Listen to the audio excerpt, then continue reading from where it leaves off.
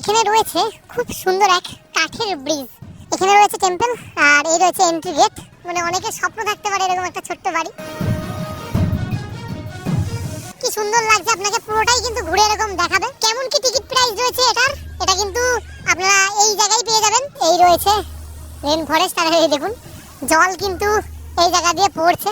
খুব সুন্দর জায়গাটাকে কিন্তু দেখা যাচ্ছে। দেখুন কি সুন্দর কিন্তু এসি গাড়ি। তাজমহলটাকে কত সুন্দর লাগছে এখান থেকে দেখতে। এখানে রয়েছে ষষ্ঠ আশ্চর্য, যিশুর এক বিশাল মূর্তি, পিটার জর্দান। এর ভিতরে আপনারা যা যা দেখতে পারবেন সেগুলো কিন্তু মনে হবে 2050 সালে আপনি দাঁড়িয়ে রয়েছেন। টিকিট কিন্তু সংগ্রহ করতে পারেন মাথা পিছু 30 টাকা দিয়ে। টিকিটটা তো সংগ্রহ করে নিলাম আর এখন এন্ট্রি পাওয়া এটা দাদারা বসে আছে। ভিতরে খাবারের দোকান রয়েছে, টয় ট্রেন, তা নীল কালারের। এর কিন্তু টিকিট প্রাইস রয়েছে আর এটাই করে আপনারা ইকো পার্ক কিন্তু ভ্রমণ করতে পারেন। এখানে রয়েছে টিকিট কাউন্টার, পার হেড 150 টাকা। আর এখানে লেখা আছে পার হেড 250। এসি ট্রেন, তা ননস্টপ 30 মিনিট কিন্তু ঘোরাবে। আর যদি 3 বছরের নিচে হয় তার কিন্তু কোনো টিকিট প্রাইস লাগবে না। একদম প্রবেশ মুখেই কিন্তু এরকম গাড়িটা দেখতে পারবেন, তার পাশে টিকিট কাউন্টার। আর আমরা এখন খুঁজে বেড়াচ্ছি ম্যাপ, যে ম্যাপ দেখে কিন্তু বুঝতে পারবো কোথায় কি রয়েছে। আমরা এখন দাঁড়িয়ে রয়েছি গেট নাম্বার 2 এই জায়গাটায়।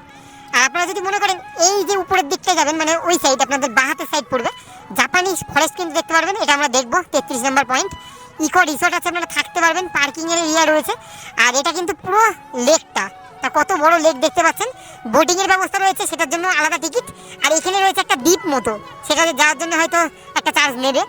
আর নিচের দিকে কিন্তু এই পাশে যদি আমি নিচের দিকে দেখাই, আরও কিন্তু অনেক কিছু রয়েছে দেখার মতো। গ্রাসল্যান্ড থেকে শুরু করে এইদিকে দেখতে পাচ্ছেন ডিয়ার পার্ক। তা সমস্ত কিছু দেখাবো, অনেকটা টাইম লাগবে। আপনারা সকাল সকাল এসে যদি 11টা থেকে 7টা পর্যন্ত কিন্তু খোলা থাকে এই জায়গাটা। আপনারা সকাল সকাল এসে সারাটা দিন ধরে কিন্তু পুরোটাই কভার করতে পারেন, টাইম কিন্তু লাগবে। আর সেই মতো ব্যবস্থা করেই কিন্তু আসবেন বাড়ি থেকে। এরকম কিছু গাড়িও আপনারা ভাড়া করতে পারেন। যদি পায়ে হাঁটার একটু সমস্যা থাকে তাহলে কিন্তু এরকমভাবে ঘুরে দেখতে পারেন। যদিও বা পায়ে হাঁটার সমস্যা অনেকেরই থাকবে, কারণ ফ্যামিলির লোকে নেই, এতটা বড় একটা পার্ক ঘোরা কিন্তু হট করে সম্ভব নয় যদি তার হাঁটা প্র্যাকটিস না থাকে। আমি এখন যাচ্ছি ঝিলের দিকটাই আর আপনাদের দেখাচ্ছি বোটিং করতে কেমন কি নেয়। এখানে রয়েছে এত বড় একটা লেক। আর এই জায়গা থেকে দেখুন এই জিনিসটা কিন্তু অনেকেই দেখতে আসেন। এই দেখুন সোলার ডোম, সেটা কিন্তু দেখা যাচ্ছে ঠিক ওই পাশটাই। তা আমরা যাবো। এখানে রয়েছে বোর্ড, তা দাদারা লাইফ জ্যাকেট পরে কিন্তু এরকম বোর্ড রাইডিং করছে। আর ওই পাশেও কিন্তু অনেক মানুষ কিন্তু এই লেকে ঘুরছে এরকম বোর্ড রাইডিংয়ে।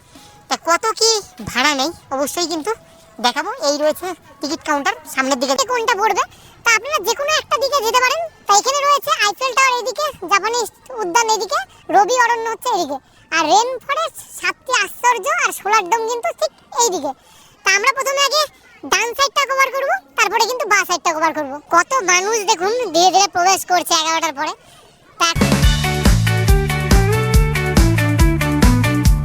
এই যে বসে বসে দিদি ভাইরা গল্প করছে। তা পরিবারের সাথে কিন্তু আপনারা একদিনের ছুটিতে এরকম কিন্তু জায়গা থেকে ঘুরে যেতেই পারেন। এই সাইডে এন্ট্রি গেট আর সামনে কিন্তু একটা দিদি ভাই রয়েছে গার্ডেন। মূর্তি থেকে শুরু করে এই জায়গাটা দেখেছি বেশিরভাগ সময় দেখেছি বর্ষাকালে, তা এখন কিন্তু শীতকাল। আপনারা দেখে নিন আকাশ নীল রয়েছে আর তার মাঝেই কিন্তু এত সুন্দর লাগছে কিন্তু জায়গাটাকে দেখতে। ভিতরে এখন প্রবেশ করছি আর এদিকে রয়েছে জাপানিজ টেম্পল, তা অবশ্যই সেটাই যাব। অনেক মানুষ কিন্তু এই জায়গাটায় ছবি তুলছে। এখানে প্রবেশ মুখে রয়েছে কিছু মূর্তি আর সবই কিন্তু হোয়াইট কালারের। এদিকে ওয়াশরুমটা এই সাইড পড়বে আর এখানে কিন্তু সবাই ছবি তুলছে, খুব সুন্দর জায়গা।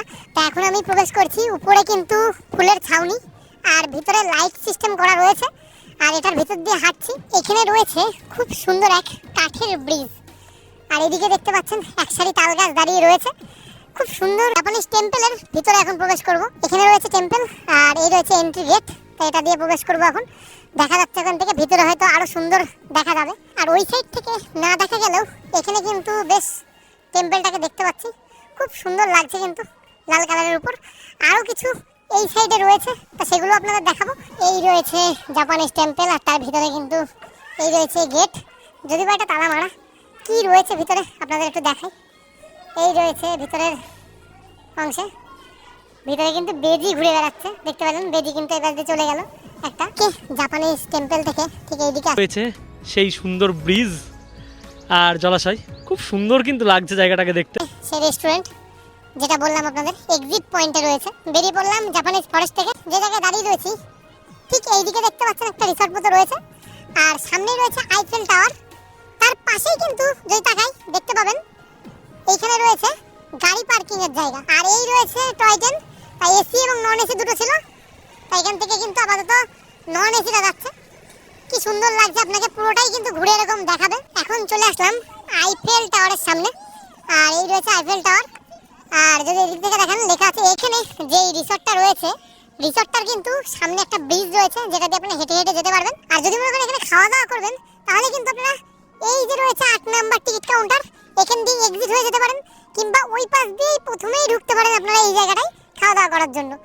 আর যদি মনে করেন না আমি অন্যভাবে ঢুকে তারপরে খাওয়া দাওয়া করবো, তাহলে কিন্তু ঠিক আপনাকে ওই পাশ থেকে বোর্ডে করে একটা চার্জ নিয়ে আপনাকে ছেড়ে দেবে।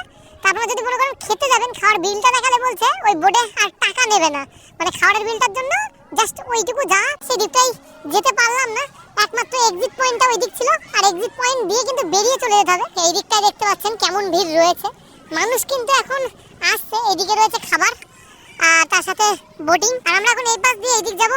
এইদিকে জলের যে ফোয়ারা রয়েছে সেটার কিন্তু জিনিসগুলো লাগানো দেখতে পাচ্ছি, আর কতটা মানুষ দেখতে পাচ্ছেন। আর খুব সুন্দরভাবে রাতের অন্ধকারে হয়তো আরো বেশি ভালো লাগে এই জায়গাটাকে।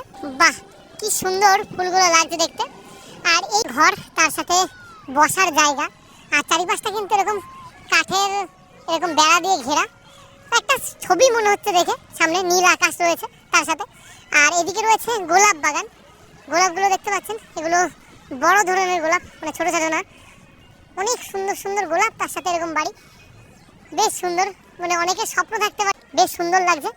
সামনে থেকে একটু এগোচ্ছি, প্রচুর মানুষের ভিড় কিন্তু এই সাইডটা রয়েছে, ওই দিকটায় ভিড়টা একটু। একটা দ্বীপ, তার উপরে কিন্তু এরকম ময়ূর করা রয়েছে, আর এটার সঙ্গে কিন্তু এই জায়গার কোনো সংযোগ নেই। আর নিচে মাছও দেখতে পাচ্ছি, ছাউনি দেওয়া যে বাড়িগুলো রয়েছে, ঘুঁটো দেওয়া। আর এখানে সর্ষের ক্ষেত লাগিয়েছে, আর এই যে এখানে দেখতে পাচ্ছেন গরু চড়াচ্ছে, তা চাষ করছে সেই ব্যাপারটা রয়েছে। এদিকে রয়েছে রথ, এখানে বাড়িগুলো রয়েছে, খুব সুন্দর কিন্তু ডেকোরেট বাড়িগুলো। আগেকার সময় হয়তো এরকম হতো, তা এখন কিন্তু খুব সচরাচর দেখা যায় না, একদম অস্পাড়া গ্রাম না হলে। এই যে এখানে পড়াশোনা করছে, তা সেরকম একটা দেওয়া আলপনা রয়েছে দেওয়ালে দেওয়া।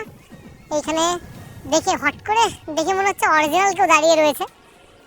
বেশ সুন্দর, পুরোপুরি একটা গ্রামকে তুলে ধরেছে এইভাবেই। এই জায়গা থেকে দেখাতে পাচ্ছি রান্না করছে সেমন একটা কিন্তু এই যে ভাইব দেওয়া রয়েছে জায়গাটায়, আর তার সাথে বাড়িঘর।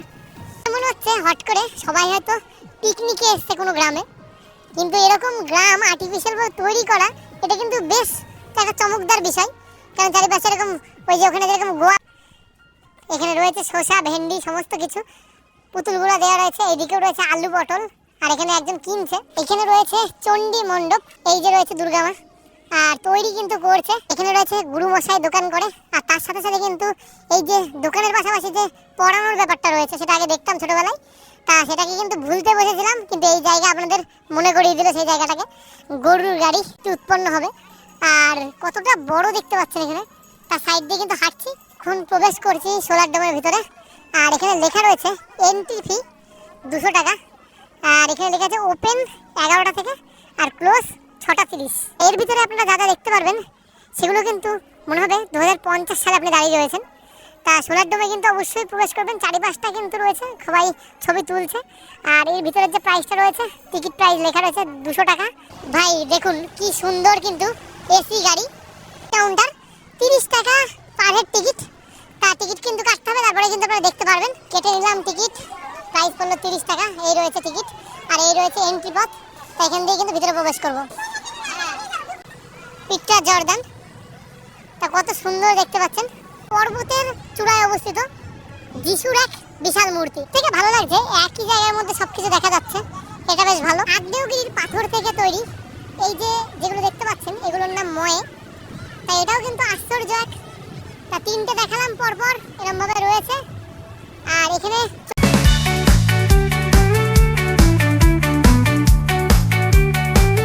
ফোয়ারা দেখছি এই পাশে রয়েছে, যেগুলো শুরু হয়ে গেছে, অনেকগুলো রয়েছে, একটা দুটো, ওইদিকেও রয়েছে দুটো। এই তাজমহল দেখতেই কিন্তু অনেক মানুষ আসে। এখানে রয়েছে 6ষ্ঠ আশ্চর্য, বেশ কিন্তু সুন্দর লাগছে। এর ভিতরটায় প্রবেশ করবো, দেখাবো আপনাদের ভিতরটায় কেমন কি রয়েছে। এই রয়েছে ভিতরের অংশ, আর এখন কিন্তু এই জায়গায় প্রবেশ করছি। যদিও ঘুরে ঘুরে প্রবেশ করতে হয়, কিন্তু আমরা শর্টকাটের মাধ্যমে প্রবেশ করছি। আর শর্টকাটে দেখুন এই যে ভেতরটা কেমন কি রয়েছে, বাইরেটা দেখালাম,